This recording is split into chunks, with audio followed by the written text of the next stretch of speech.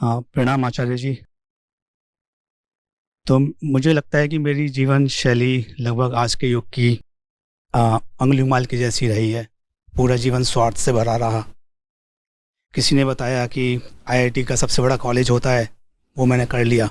वहाँ से बीटेक की आईआईटी खड़गपुर से। उसके बाद किसी ने बताया कि आर्टिफिशियल इंटेलिजेंस में अच्छा करियर बनेगा। मैं आज एआई के सॉफ्टवेयर्स बनाता हूँ। उसके बाद किसी ने बताया कि विदेश में अच्छी लाइफ है, तो फिर मैं ऑस्ट्रेलिया का नागरिक बन गया। लेकिन सच्चाई से कोई आना बाना नहीं रहा। एक ऐसा संयोग हुआ कि जिसकी वजह से मैं सिस्टम के बाहर आके सिस्टम को देख पाया और समझ पाया। फिर आपसे ज्ञान की प्राप्ति हुई और फिर समझ पाया कि जो भी जीवन के लक्ष्य थे वो तो सारे ही गलत थे। और आज मेरे जीवन के सारे लक्ष्य ही बदल गए हैं। मुझे ये समझ आया कि धन का अपने आप में कोई महत्व नहीं होता, उसका उपयोग किस कार्य में किया जाए वह महत्वपूर्ण है। मैं और मेरी वाइफ ने अपना जीवन एनिमल वेलफेयर को डेडिकेट करने का डिसीजन लिया है। इसमें हम लोगों को एजुकेट करने का प्रयास करते हैं और उनको वेगन लाइफस्टाइल से अवगत कराते हैं और उसके लिए प्रेरित करते हैं। लेकिन इसमें समस्या यह है कि अधिकांश लोगों को जीवों के प्रति करुणा और कंपैशन दिखाई ही नहीं देता है। हमें एक बार को तो लगता है कि हम एक लूजिंग बैटल लड़ रहे हैं। दुनिया भर में आज 90% लोग मांस खाते हैं और सिर्फ 1 से 2% लोग वीगन हैं। बहुत ही मुश्किल और हारी हुई लड़ाई लग रही है। मैं आपके माध्यम से गीता पाठ भी करता हूँ। और अर्जुन तो बहुत बड़े योद्धा थे, वो अपने समय के सबसे बड़े योद्धा थे। तो उनके साथ इश्यू इमोशनल था। उनको पता था कि अगर वो युद्ध में निकलेंगे तो वो हरा देंगे। लेकिन मुझे और मेरी वाइफ को अपने बारे में अर्जुन जैसा बिल्कुल भी महसूस नहीं हो रहा है। हमारे अंदर स्ट्रेंथ नकुल और सहदेव की जैसी भी नहीं है।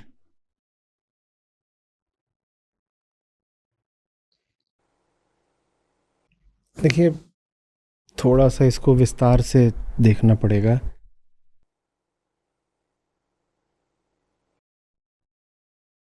जीवों को बेरहमी से खराब करने का काम हमने पिछले 100-150 साल में करा है। उससे पहले भी हम अत्याचार कर रहे थे, पर हमारे पास इतने साधन नहीं थे।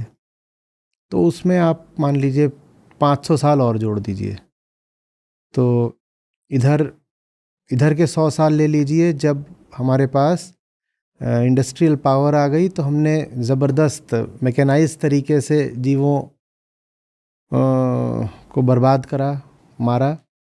और उससे 500 साल पहले और मान लीजिए, जब हमने थोड़ा व्यवस्थित तरीके से जीवों पर अत्याचार करे। तो ये 600 साल का खंड है। और जीव और इंसान इस पृथ्वी पर कब से हैं? हज़ारों सालों से, 40,000 साल, उससे भी पहले। और पहले से पृथ्वी कितनी पुरानी है? अब 5 billion years. 4 to 5 billion years. तो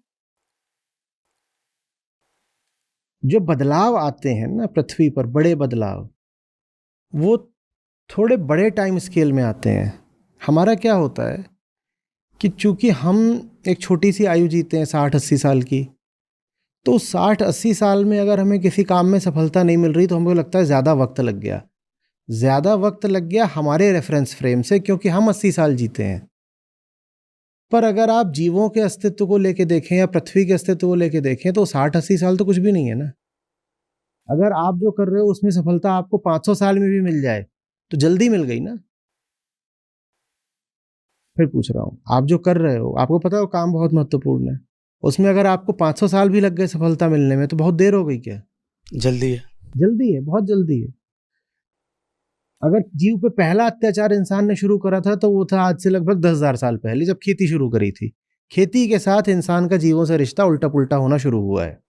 और फिर वो होते होते होते अभी आप जाओगे, अगर आप 1850 के आसपास भी आ जाओ, तो भी इतना कोई नरक वाली हालत नहीं थी। ज्यादा हालत खराब तो हाँ, इधर करीब 200 साल में हुई है। तो वो जो 200 साल में हालत खराब हुई है, उसको बदलने में अगर आपको 200-400-500 साल लग गए, तो उसमें दिल नहीं छोटा करना है। ठीक है, हम जो ये उम्मीद लेके बैठे हैं ना कि 2 साल में ही सब ठीक कर दें, वो 2 साल में नहीं ठीक होगा, क्योंकि वो खराब होते होते हुआ है, सैकड़ों साल लगे हैं तब ये हालत आई है। ये पहली बात। दूसरी बात, ये जो सैकड़ों साल हैं, ये जो विस्तार है प्राणी का, जीव चेतना का, उसके सामने कुछ भी नहीं है। तो किसी काम में 500 साल लग रहा है तो ये कोई बड़ी बात नहीं हो गई, लगने दो। हमारा काम है प्रयास। उस दिन हम कह रहे थे कि दुनिया में सबसे पवित्र शब्द होता है प्रयास। हमें प्रयास करना है। 500 साल में रंग लाएगा, अच्छी बात है, कोई कोई दिक्कत नहीं हो गई। यही होगा ना, हम नहीं रहेंगे देखने के लिए। तो हमारा उद्देश्य क्या ये है कि हम भी देखें।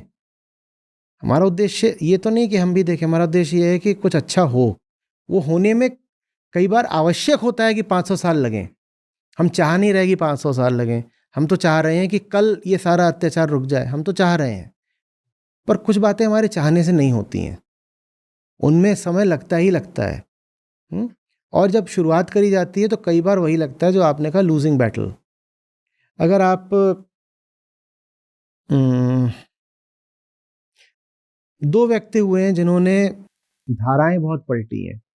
जब वैदिक धर्म चरम पर चल रहा था तो बुद्ध आए, उन्होंने धारा पलट दी। और जब बौद्ध धर्म भारत पर पूरा छा गया था तो शंकराचार्य आए, उन्होंने धारा पलट दी। और अगर आप दोनों की ही केस स्टडी देखेंगे तो आपको एक साझी बात मिलेगी। दोनों ने जब शुरुआत करी तो दोनों को बड़ा धुतकारा गया। दोनों कहा गया, इतनी पुरानी चीज़ें तुम कौन होते हो पलटने वाले, पलटेगी ही नहीं। पर पलटी, वक्त लगा लेकिन हुआ। और बुद्ध के जीवन काल में उन्हें कोई बड़ी भारी सफलता नहीं मिल गई थी। बुद्ध को भारी सफलता मिली है बाद के राजाओं के माध्यम से, और बाद के जो बौद्ध विद्वान थे और प्रचारक थे उनके माध्यम से। अपने जीवन काल में बुद्ध कोई ऐसे नहीं हो गए थे कि सबने छोड़ दिया वैदिक धर्म और बुद्ध के पीछे पीछे चल दिए। उनको उत्तर भारत के कुछ हिस्सों में ज़रूर मान्यता मिली थी, पर वो बहुत सीमित थी। आज आप जितना विस्तृत पाते हो बौद्ध धर्म को, बुद्ध उतना तो कुछ देख ही नहीं पाए थे। वो सब देख पाते उससे बहुत पहले वो रवाना हो गए थे। जब महावीर स्वामी थे तो उनके सामने कितने लोग जैन बन पाए थे? कितने बन पाए थे? इसी तरीके से आज आप जो सिख पंथ देखते हो, जब गुरु नानक देव जी थे वो इसका अनुभव ही नहीं कर पाए। उसके बाद उनके बाद 9 गुरु और लगे हैं। सोचिए, उन्होंने शुरुआत करी, उनके बाद 9 गुरु और लगे हैं, तब जा करके आज सिख धारा उस रूप में जैसे आप उस। तो समय लगता है, प्रयास लगता है, एक के बाद एक पीढ़ियां लगती हैं कि इस पीढ़ी ने ये किया, अगली ने ये किया, अगली ने ये किया, फिर अगले गुरु आए, फिर अगले आए, अगले आए, और तब जा करके एक नई चीज़ शुरू हो पाई। नई चीज़ कोई भी झटके से नहीं शुरू हो पाती। झटके से तो देखिए छोटा काम ही हो पाता है। कोई भी आप बड़ा काम कर रहे हो, टेक्टोनिक शिफ्ट है, वो तो मांगती है ना भगीरथ प्रयास। उसमें बहुत लोग भी लगते हैं और बहुत पीढ़ियां भी लगती हैं। उसमें कुछ ऐसे नहीं सोचना है। जो भी कुछ एकदम नया शुरू होगा और एकदम अलग अनूठा शुरू होगा, उसको शुरू में सफलता कैसे मिल जाएगी बताओ? और जिस चीज़ को झटके में सफलता मिल रही हो, वो तो वो चीज़ है जिसके लिए संसार तैयार ही बैठा था। वो तो वो चीज़ है जिसकी संसार पहले से कामना ही कर रहा था। फोन का नया मॉडल आता है, सुपर हिट हो गया। ये मॉडल ज़रूर वैसा ही है जैसा लोगों की कामना है। फिल्म आई, सुपर हिट हो गई, उस फिल्म में ज़रूर वो सब कुछ है जो लोगों की कामना में पहले से है, फिल्म हिट हो गई। लेकिन आप जो करना चाह रहे हो वो लोगों की कामना के विपरीत है। ऐसी चीज़ें बहुत समय लेती ही हैं और कई पीढ़ियों का वो योगदान, संघर्ष, बलिदान मांगती हैं। तो आप लगे रहिए और ये उम्मीद कभी मत करिएगा, पहली बात, कि आप अपनी आंखों से बदलाव देख पाएं। दूसरी बात, आपका नाम याद रखा जाए। हमें तो संयोग से कुछ लोगों के नाम याद रह जाते हैं। मैं कई बार बोलता हूँ, हम नाम याद रख लेते हैं गौतम बुद्ध का। अनगिनत बुद्ध हुए हैं और उनके हमें नाम नहीं पता। नाम पता लगे ही बड़े संयोग की बात होती है। लेकिन वो जो बुद्ध हुए हैं वो भी उतने ही परिश्रमी थे और उतने ही सफल थे जितने कि गौतम बुद्ध। ठीक है, तो आप अपना काम करिए बस। और एक जो होता है ना युग धर्म, वीगनिज्म युग धर्म है। और युग धर्म रोके नहीं रुक सकता। अधिक से अधिक लोग उसको टाल सकते हैं, अभी नहीं, ऐसा नहीं, वो युग धर्म है, वो उसको लोगों को स्वीकार करना पड़ेगा। हम प्रजातियों के साथ जो कुछ कर रहे हैं उसको रोकना युग धर्म है। उसको सफलता मिलेगी मिलेगी, बस ये है कि समय लग सकता है। बस ये है कि सफलता मिलते मिलते वो क्षण आ सकता है कि संसार अपनी खूब बर्बादी कर चुका हो, एकदम लाखों प्रजातियां और विनष्ट हो चुकी हों, दुनिया एकदम जल रही हो, तब जाके लोगों को बुद्धि आनी शुरू हो। ये सब हो सकता है, लेकिन ये नहीं हो सकता कि जो आप कर रहे हो वो काम अंततः असफल हो जाए। ठीक है, तो जो जो जो वास्टनेस ऑफ टाइम फ्रेम है उसको हमेशा याद रखिए। बुद्ध को सफलता मिलने में 500 साल लगे हैं।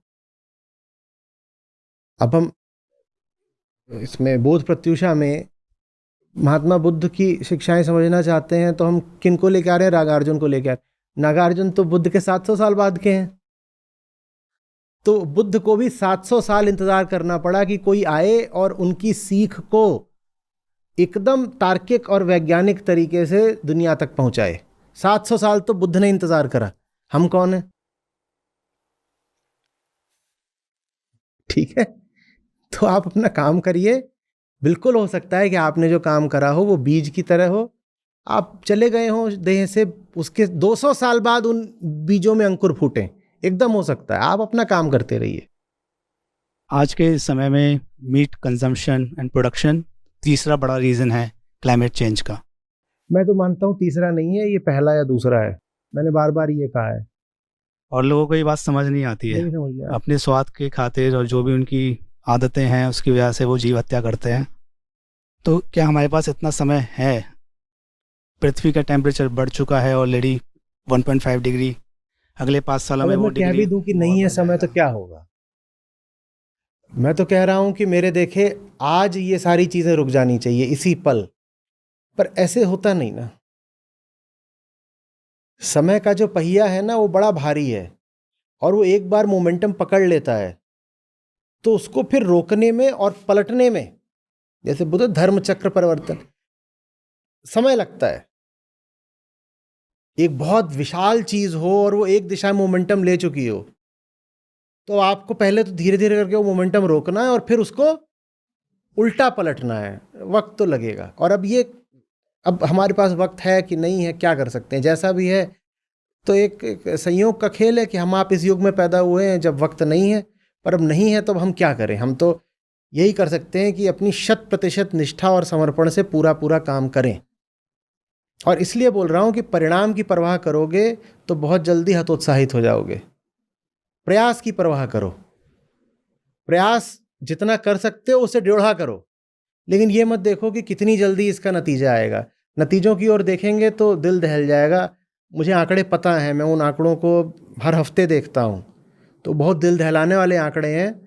बस जान लीजिए कि बहुत खराब हालत है और पूरी जान लगा करके प्रयास करिए जो करना है उसका। धन्यवाद आचार्य जी।